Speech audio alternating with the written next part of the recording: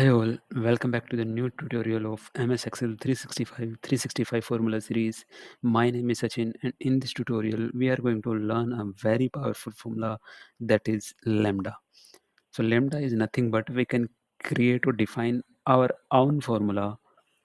So we'll start guys. So first we'll see the syntax of this formula, what it says. It says create a function value which can be called within formulas. So basically, from these given parameter within this formula, we have to define some sort of formulas and we will be able to see a new different formula altogether. The syntax is pretty much simple. We have to give parameters and calculation, and that's it. So we'll try to use this formula in a practical way. So in front of you, we have a thing which we have like terminal cash flows, terminal growth rate, and cost of capital. So we have to derive our terminal value using the normal method, using the lambda function, and using the named lambda. So first we'll try to give the normal formula here, how we can compute our terminal value using the Gordon growth model. We have to press equal to, and after that we have to uh, give the terminal year cash flow. After that, we have to multiply it with the growth rate, that 1 plus terminal growth rate. We have to close the bracket, and after that we have to divide with the delta of cost of capital minus the growth rate, and we have to close the bracket, and we are able to get our output 29k 166.67. So this is the normal conventional way to apply this calculation, but we can use this with the lambda function also. How we can use? So we have to give our lambda, and first we have to define the parameters, only the first thing. But remember one thing, whatever inputs that you are giving here, this input names or order should be defined in the same order only at later stage. For example, in the current scenario I have three inputs. One is terminal year cash flow, second one is growth rate, and cost of capital. Here in this parameter, the first parameter we can give in a, but in your desired order. I am giving the result like cash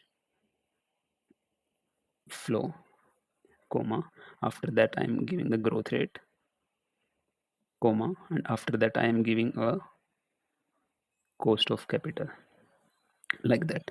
And after that I have to perform a calculation from these three parameters. What calculation I can perform here? I have to begin with bracket, and after that I can press or enter this value cash flow. If you see, I'm able to see the cash flow here, which is nothing but the parameter that I have given first. Press tab, and after that I have to multiply it with the my growth rate, 1 plus gr, press tab, bracket close, and I have to divide it with by the like delta of cost of capital and growth rate. My cost of capital is this, minus growth rate is this. Press tab, close the bracket for this delta, close the bracket for this computation, and close the bracket for lambda function. If I'm just pressing enter here, I am able to see calc error, because in this formula we haven't given any sort of references. So to give the reference, what we can do, we can simply start one more bracket, and we have to give my inputs in that order only. For example, in this way I have to give my input as cash flow, after that I have to give my growth rate, and after that I have to give the cost of capital, and press enter. Press bracket close, after that press enter. And if you see, I'm able to get the same result that I was able to get by using the normal method only. So this is the second way of computing this terminal value. Now jumping to the named lambda function. For the named lambda function, what I can do, I can select the first part, which is nothing but before the uh, inputs given, like equal to until the last equal to, that is ended with the inputs bracket. and I can go to the name manager here. You can search, or I can go through there also. Press new, and after that you can close this, and you can give your own function name. For example, I can give terminal